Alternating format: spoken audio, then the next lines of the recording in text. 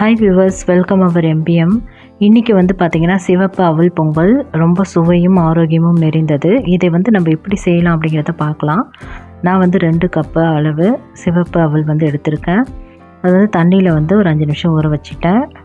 அதுக்கப்புறம் ஒரு 1/4 கப்பு அளவு சிறு பருப்பு அதை எடுத்து நல்லா நம்ம வறுத்துக்கணும். கொஞ்சம் வறுத்துட்டு நீங்கள் என்ன பண்ணுங்கள், ஒரு குக்கரில் அது முழுகிற லெவலுக்கு ஒரு கப் அளவு தண்ணி ஊற்றி நல்லா விசில் விட்டுருங்க.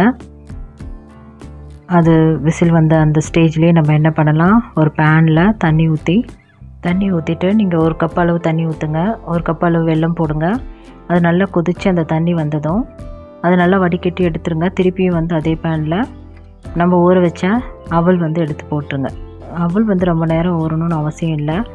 ஜஸ்ட் ஒரு 5 மினிட்ஸ் அது கழுகி எடுத்து போட்டுற வேண்டியது தான். ஏன்னா அது நம்ம விசிலும் விட வேண்டியது கிடையாது. சீக்கிரமாக அது வெந்துடும். போட்டு நல்லா மிக்ஸ் பண்ணி விடுங்க. இந்த ஸ்டேஜில் நம்ம பாயில் பண்ண சிறு பருப்பு ஒரு 1/4 கப்பு எடுத்துருந்தோம்ல, அந்த பாயில் பண்ண சிறு பருப்பை போட்டு நல்லா மிக்ஸ் பண்ணுங்கள். இந்த மாதிரி கொதி விட்டு வரும். நல்லா இந்த தண்ணியெலாம் எடுத்து நல்லா திக்னஸ் ஆகும்.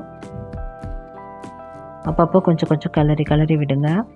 எங்கேயாவது வெல்லம் ரொம்ப கட்டியாக இருக்குது, உடையாமல் இருக்குது, கரையாமல் இருக்குது அப்படின்னா அதையுமே நல்லா அழுத்தி ஃபுல்லாக ஸ்ப்ரெட் பண்ணி விடுங்க.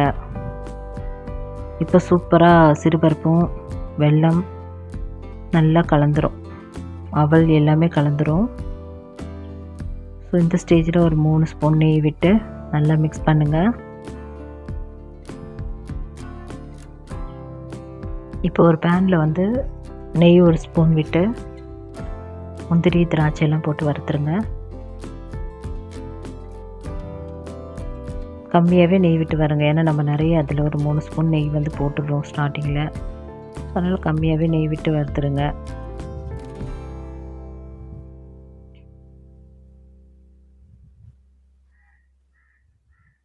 அதே பேனில் தேங்காவை சின்ன சின்னதாக கட் பண்ணிக்கோங்க. துருவ தேவையில்லை. அதையுமே நல்லா வதக்குங்க. கொஞ்சம் நேரம் வதக்கினா போதும். அந்த ஈரப்பதம் போகிற வரைக்கும் வதக்கிடுங்க அந்த நெய்யிலேயே. அதையுமே எடுத்து வச்சுக்கோங்க.